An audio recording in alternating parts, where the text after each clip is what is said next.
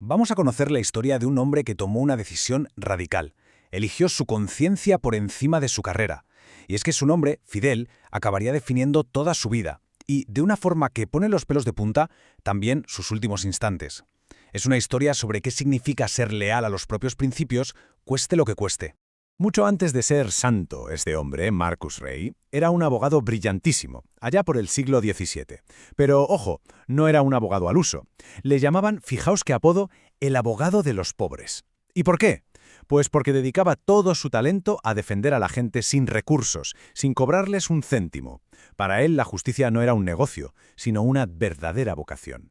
A ver, para que nos hagamos una idea de quién era. Nace en 1577 en una familia noble, recibe una educación de primera, vamos, que se doctora en Derecho en la Universidad de Friburgo, y ya desde joven se le veía el talante.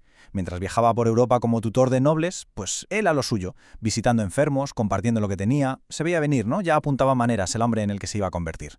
Claro, aquí llega la gran pregunta. Tienes a un hombre con una carrera de éxito. ¿Y qué le lleva a plantearse dejarlo todo? Pues mirad, a pesar de que le iba muy bien, Marcus estaba cada vez más decepcionado. Veía corrupción, chanchullos, veía cómo la justicia al final casi siempre se ponía del lado del poderoso. Y él, que era un idealista, pues chocaba de frente con esa realidad. Sus valores más básicos se estaban resquebrajando. Y entonces llegó el momento clave, el punto de no retorno.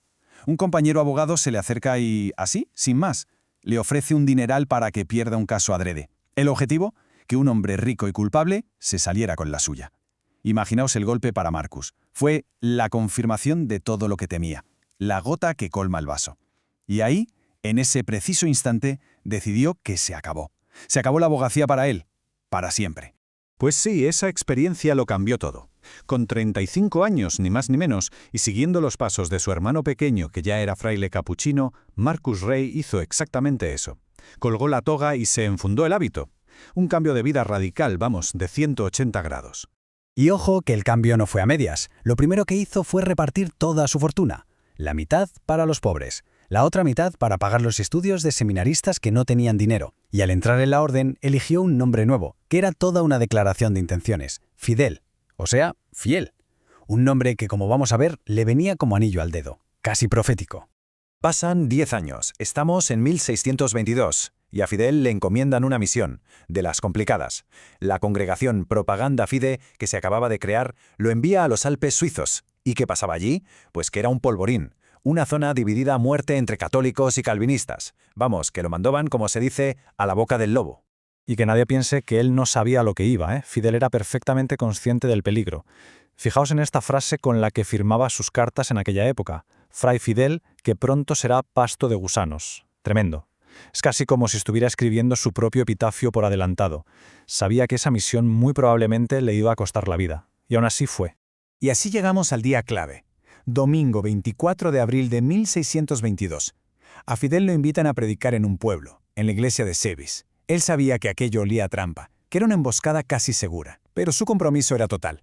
Así que sin dudarlo un segundo, aceptó la invitación. Imaginaos la escena. Sube al púlpito y allí, esperándole, hay una nota, un trozo de papel que dice: «Hoy predicará por última vez». Una amenaza directa, sin rodeos. ¿Y qué hace él? Pues lejos de asustarse o de echarse atrás, respira hondo y, con una calma que impresiona, empieza su sermón. Y el tema de ese último sermón fue este: una sola fe, un solo Señor, un solo bautismo. Palabras del apóstol San Pablo. Una defensa tranquila pero muy firme de la unidad de la fe. Claro, esto caldeó todavía más el ambiente. Sus oponentes que estaban allí se encendieron. La tensión era tal que se oyó un disparo dentro de la iglesia. Por suerte la bala no le dio. Al terminar y salir de la iglesia le estaban esperando. Una turba con soldados armados al frente lo rodeó. Y la cosa fue directa. O reniegas de tu fe católica ahora mismo o mueres. Y su respuesta fue igual de directa y serena. He sido enviado a vosotros para refutar vuestros errores, no para abrazarlos. Jamás abandonaré mi fe. Y en ese mismo momento, un golpe de espada lo tiró al suelo. Mientras caía ya herido de muerte, sus últimas palabras no fueron una maldición ni una queja. Fueron estas: «Padre, perdónalos». Murió allí mismo, perdonando a quienes le quitaban la vida. Fiel a su nombre, fiel hasta el final. Y uno podría pensar que la historia termina aquí, con su muerte, pero no. En realidad es justo aquí donde empieza su verdadero legado. Su sacrificio no fue un punto y final, sino más bien una semilla que iba a dar frutos que nadie se esperaba. Fijaos en esto, porque es clave. Su entrega tuvo consecuencias. Y la más increíble de todas fue que el pastor protestante que había organizado todo el ataque acabó convirtiéndose al catolicismo.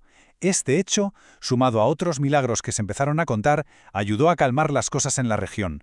Fue el principio de una reconciliación. Entonces, claro, todo esto nos lleva a pensar. La vida de San Fidel nos lanza una pregunta hoy a cada uno de nosotros, sobre el valor de ser íntegros, de ser coherentes. ¿Qué significa hoy ser fiel a la propia conciencia? En un mundo que muchas veces nos empuja a coger el atajo fácil, a aceptar el chanchullo que nos conviene, la suya es una vida que nos muestra lo que es ser consecuente hasta las últimas consecuencias. Y acabamos con la cita del Apocalipsis que precisamente inspiró su nombre. Sé fiel hasta la muerte y te daré la corona de la vida. Al final Fidel no solo escogió un nombre, vivió y murió por lo que ese nombre significaba. Y su historia nos deja con esa pregunta en el aire. ¿A qué o a quién estamos llamados a ser fieles en nuestra vida? ¿Y hasta dónde estamos dispuestos a llevar esa fidelidad?